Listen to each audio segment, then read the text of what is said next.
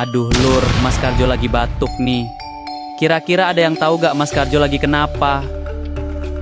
Yuk simak video berikut.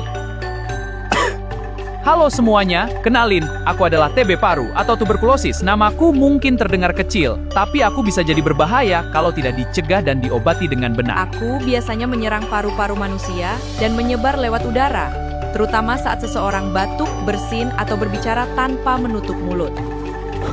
Gejalaku sering dimulai dari batuk lama lebih dari 2 minggu.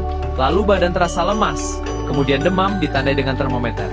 Berkeringat di malam hari juga gejalaku, hingga berat badan menurun drastis. Apa Mas Karjo kena TBC ya Lur? Coba komen di bawah.